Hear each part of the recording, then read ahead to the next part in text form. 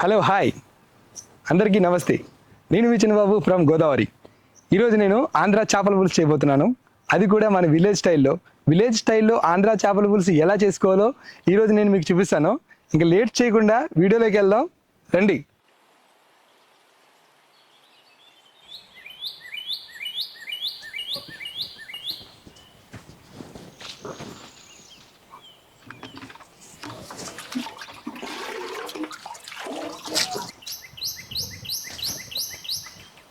ఒక కేజీ చేప తీసుకున్నామండి. 3 మీడియం సైజ్ ఉల్లిగడ్డలు, 3 మీడియం సైజ్ టమాటాలు, ఒక 6 బెండకాయలు. ఆంధ్ర చేపల పులుసులో బెండకాయ చేప ముక్క ఎంత టేస్ట్ ఉంటుందో ఈ బెండకాయ కూడా అంతే టేస్ట్గా ఉంటుంది. చాలా ఇష్టంగా తింటారనమాట. ఒక 6 పచ్చిమిర్చి, ఒక 2 ఎల్లిగడ్డలు, ఒక అల్లం, కొద్దిగా కొత్తిమీర, ఒక కరివేపాకు మండ, చింతపండు అండి. ఒక 50 గ్రాముల చింతపండు తీసుకోవాలి. దీన్ని మనం ముందుగానే నీళ్ళతో నానబెట్టుకుందాం. నీళ్ళతో నానబెట్టుకుంటే ఒక 1/2 లీటర్ దాకా నీళ్ళు వేసుకోవాలి. ఉల్లిపాయని ఇలా చిన్నగా కట్ చేసుకోవాలన్నమాట. చూడండి,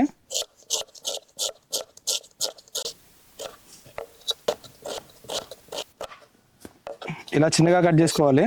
టమాటాని మీడియం సైజ్ కట్ చేసుకుంటే చాలు, బాగా చిన్నగా ఏం అవసరం లేదు. ఇలా ఈ సైజులో కట్ చేసుకోండి.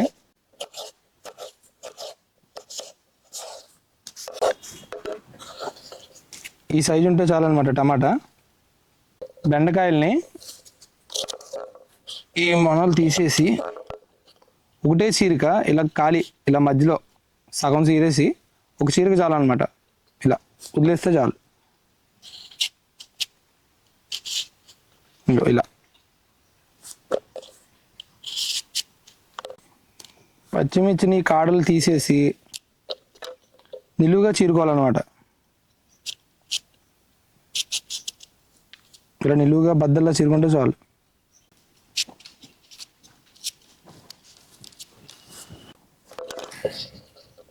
ఇలా బద్దల్లా చేసుకోవాలి. ఈ అల్లం వెల్లిగడ్డని కచ్చాగా దంచుకుందాం.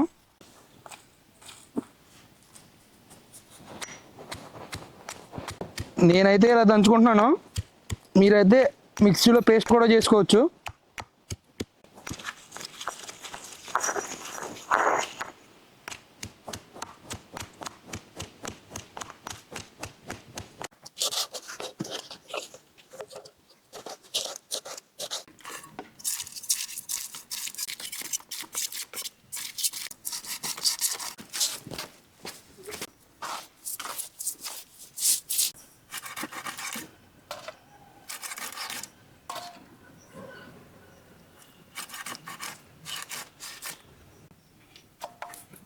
కావాల్సిన ఐటెంలన్నీ సిద్ధం చేసుకున్నామండి.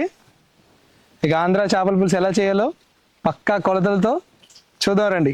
ముందుగా ఒక 6 చెంచాలు నూనె వేసుకుందాం.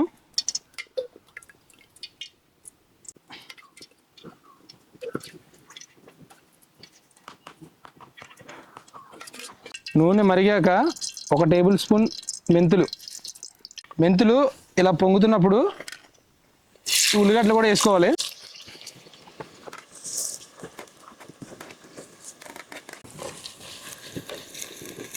ఉల్లిపాయలు కొంచెం వేగాక పచ్చిమిర్చి కూడా వేయాలి.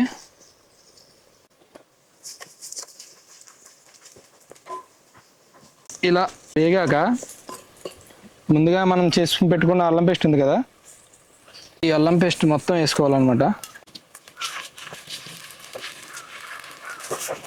ఈ అల్లం వెల్లుల్లి పేస్ట్ ఇలా అడుగు అంటుతుంది చూసారా, అప్పుడు టమాటా వేసుకోవాలన్నమాట.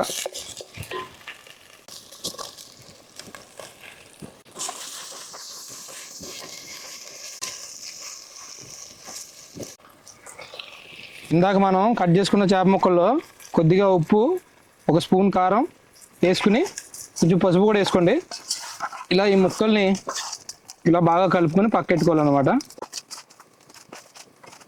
టమాటా కొంచెం వేగాక ఇందులోనే 1 స్పూన్ పసుపు, 2 స్పూన్ల ధనియాల పొడి, ఒక 3 స్పూన్ల కారం, కారం కొంచెం ఎక్కువ తినే వాళ్ళు అయితే ఇంకో స్పూన్ ఎక్స్ట్రా వేసుకోండి. వేసుకుని ఇలా బాగా కలుపుకోండి. ముందుగా నానబెట్టుకున్న చింతపండు పులుసు పోసుకోవాలి. ఇందులోనే చిక్కదనానికి సరిపడగా కొంచెం వాటర్ కూడా వేసుకోవాలి. మీ చిక్కదనానికి సరిపడగా నీళ్ళు వేసుకోండి.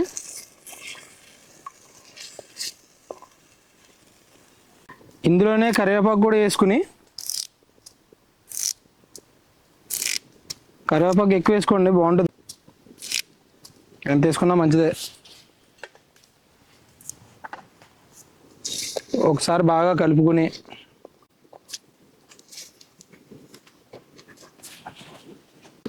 ఒక 10 నిమిషాలు బాగా మరగనివ్వాలి. మూత పెట్టుకుందాం మనం.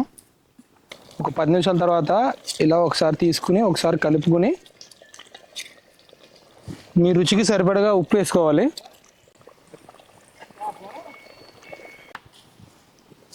ఇందాక మనం ఈ పసుపు కారం కలిపి పెట్టుకున్నాం కదా ముక్కలు, ఇవి ఇప్పుడు మనం ఇందులో యాడ్ చేసుకుందాం.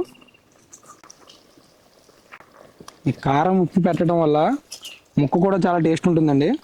అందుకే దీనికి కొంచెం కారం ఉప్పు పసుపు కూడా వేసాను. చేప ముక్కలు వేసుకున్న తర్వాత ఇప్పుడే కలుపుకోవాలండి. తర్వాత మళ్ళీ కలుపుకుంటే ముక్కలు ఇరిగిపోతుంది అనమాట. మనం గిన్నెతోనే కలుపుకోవాలి మొత్తం. చేప ముక్కలు కలుపుకున్న వెంటనే ఈ బెండకాయ ముక్కలు కూడా వేసేసుకుని కలిపేసుకోండి.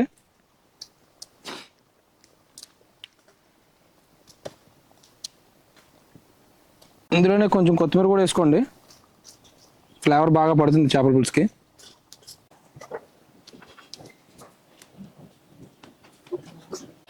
ఈ బెండకాయ ముక్కలు కూడా వేసుకున్నాక దాన్ని మనం మూత పెట్టేసుకుందాం. 15 నుంచి 20 నిమిషాల వరకు వదిలేయాలి. గరిటె మాత్రం పెట్టకూడదండి.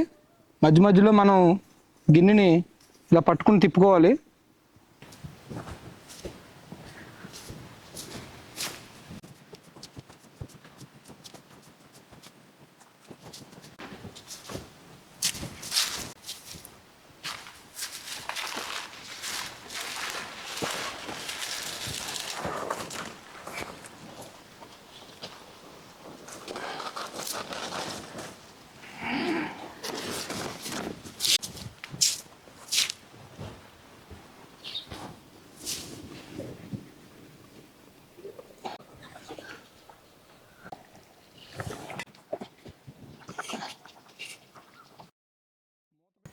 ఇరవై నిమిషాలు అయిపోయిందండి. మన చేపల పులుసు కూడా రెడీ అయిపోయింది. చేపల పులుసు టేస్ట్ చేసే ముందు మీకు వచ్చిన రిక్వెస్ట్ అండి, మా ఛానల్ని లైక్ చేసి సబ్స్క్రైబ్ చేయండి. మీ ద్వారా మాకు చాలా సపోర్ట్ దొరుకుతుంది. ఇంకా లేట్ చేయకుండా చేపల పులుసు తినడానికి వెళ్ళిపోదాం.